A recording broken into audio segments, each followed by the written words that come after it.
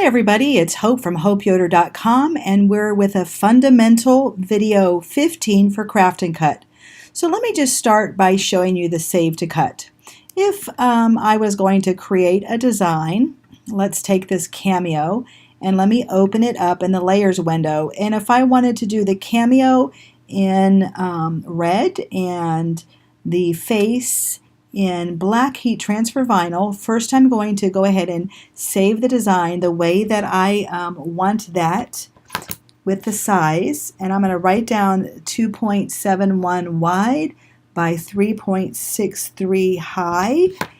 And the next thing that I'm going to do is, if I'm going to use this for layered vinyl with registration marks, or let's say heat transfer vinyl, I'm going to flip this horizontally, and then I'm going to run this through Save to Cut. So let's open Save to Cut. Now this is like having your personal digital cutting assistant, or me, Hope Yoder, sitting right next to you, encouraging you and telling you what button to click, what blade to put your cutter on, and all those details we all want to know. So all you have to do as a user is answer two questions. Which brand of digital cutter are you going to use today? The next thing will be, what type of material or fabric are you going to use? So let's do heat transfer vinyl. I'm going to select next, and right away this is going to tell me the suggested start settings for the scan and cut. I want to put my blade, a standard blade, at 1.5 to 1.75. In the tools setting, the speed would be 3 and the pressure would be 0. There's application instructions to mirror image or flip horizontally the design. Place the shiny side down of the heat transfer vinyl on my mat. There's also a built-in video that you can watch when you click on the link, and this will take you to a video where I'm going to mention brand names and different things that might help you for applying this. So when you're done, just close that out and let's continue.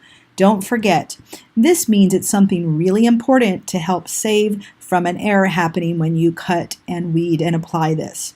When using vinyl for standard or flocked heat seal vinyl, remember you need to mirror image your design so it shows in the correct direction. Did you mirror image or flip the design? And we did, so we're going to select finish, and I would just name this my file name. Let me just create a new folder actually here, and I'm going to name this new folder Craft and Cut, and let me open this up. And so I'm going to name this Cameo, and I'm going to put those inches 2.71 wide times 3.63 high, and I'm going to leave an underscore. This is a great tip at the very end, and we'll select Save. And then you have this great template that pops open that you can print, and again it gives you all of those settings we just read.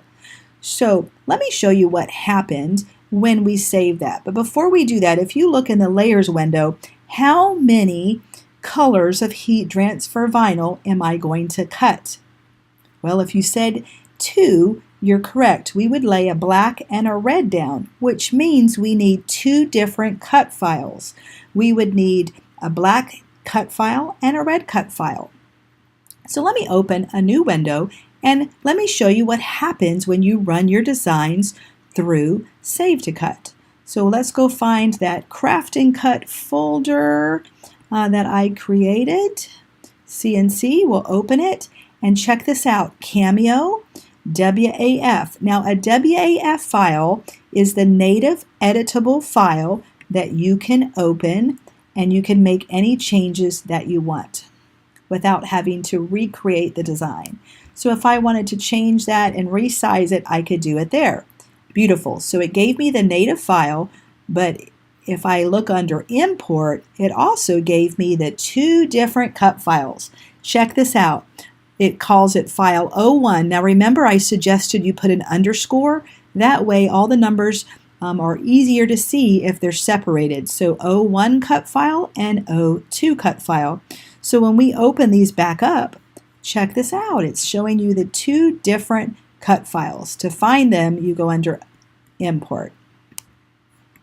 And here would be the black. So now at this point, all we have to do is copy and paste those files and put them on a USB stick and into our scan and cut.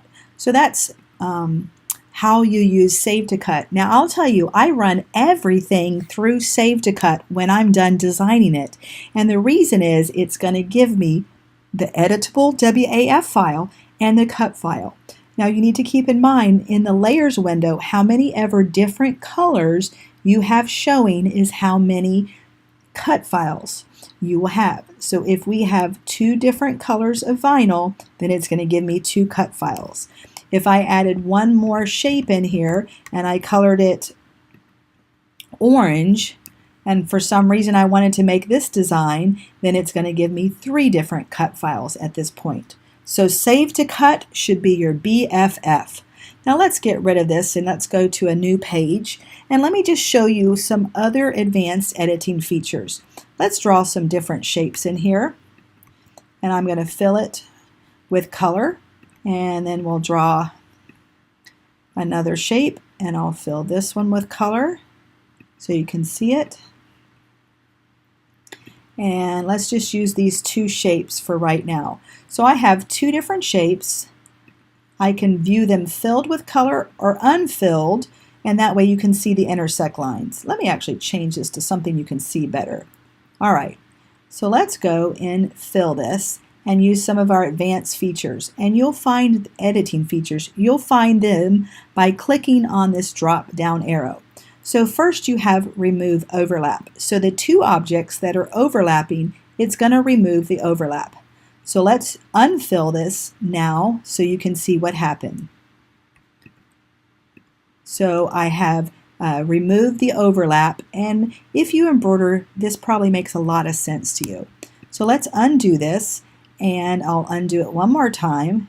Notice the square or the rectangle is back. And just go by one, and trim kind of does the same thing at this point. It trimmed it away. And let's undo until we get back to the full rectangle.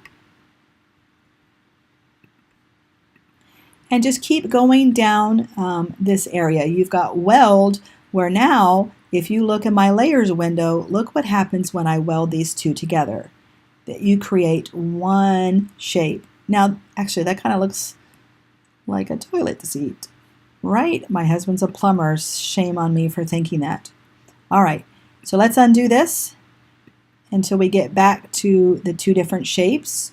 So Weld, and then we can do intersect, and that just saved what was between or what intersected from the 2. And then we have exclude, and that's kind of cool. Right? You've got a baby buggy, so if I wanted to create a baby buggy, that's a good way to do that. Let's select all items. I don't know about you, but I really like to click things and figure out what happened. So you can go down with these 2 shapes, and sometimes you're going to get the same function. Ooh, that gave me 3 different shapes. That's kind of cool. Never know when you're going to need that. Let's go to all items. And now let's see what happens when we do front minus back. So let me explain this a little bit. Front minus back, this is your front or your last piece, would be the red. So it is going to give me that shape there, the baby buggy shape. And let's see if we do the next one, which is the back minus the front. It's going to just leave that shape. Let's go back one more time. Select all items, and we just did the back, and the crop is going to give me the intersect. So those in this regard are similar, and of course each shape that you have is going to do something different. Now the knockout isn't really going to show in this function, so let me show you knockout by using text. We're going to select text, click in the open area. I'm going to do hope. Let's do capital letters. Hope Yoder. And I'm going to do my line spacing at 5. And we'll double click. Now I want to move these letters closer together. So I'm going to kind of click on the blue diamonds and move the letters closer together. I don't want them touching, but I want them pretty darn close without touching. Let's keep doing this so I can show you the example. So with knockout, typically you'll see this in sports team where maybe you have the Panthers, Panther Pride, and a panther is inside of the design. So now that I have the letters close together, I'm going to click on the select tool and let's come into the shapes and let's just grab a heart because Hope Yoder loves you, right? So let's just get a nice heart. Let me change it to red and I'm going to resize it. So with a knockout, a couple things is I want to kind of stamp or knock out the heart out of the text. So rather than having two complete layers, I'm going to select them both. The knockout shape is going to be the last shape that you added. So when I come down here and scroll over to the knockout, look what happens. That is really cool. If I add some layered registration marks to it, then I've got this great design that I can cut out of vinyl. Let me scroll out so that you can really see what has happened here. So I'd have this great design and the two of these match up. And again, if I wanted to save these, I'm going to go through Save to Cut. Now I would say I'm using vinyl and you would continue through the prompts. So that's what knockout does. Let me undo this. It creates the registration marks. And if you don't know what layered vinyl is, come through the Save to Cut window, select vinyl next, and then scroll down because you'll find layered vinyl with registration marks so you can see how you would apply those. So that's the knockout feature. Now the next thing is let me just select both of these, and when you have two different items, you may want to use the Combine tool. So with the Combine tool, if you look in my Layers window, I have two different shapes or two different colors in the layer. If I select both, let's get rid of the text here, and let me just get another design. And let's move this down, and if I select both of these, notice I have red or pink and black. And when I select the Combine tool, it's going to combine it into one complete object. So now I have one whole object. Let me undo that so you can see that a little slower. In my Layers window, I have a heart, which is one layer, and then I have this pretty black frame. When I combine them, that means I want to not group them. This would be different, but I want to take both shapes, and in my Layers window, it'll show up as one object, and that's what the Combine does for you. So that means when I run it through Save to Cut, it will only give me one cut file. Now, if you bring in an object, let's see here. Let's find an object.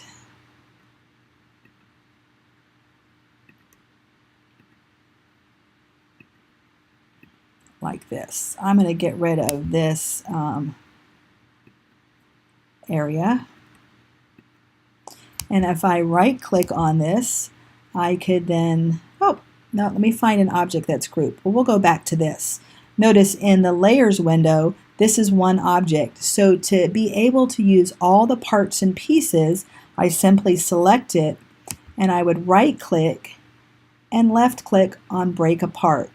Now don't be concerned because this is solid. Unfill it, and now I could break apart or move every single element that it broke apart and do whatever I want with it. So a lot of times that's really a helpful tool.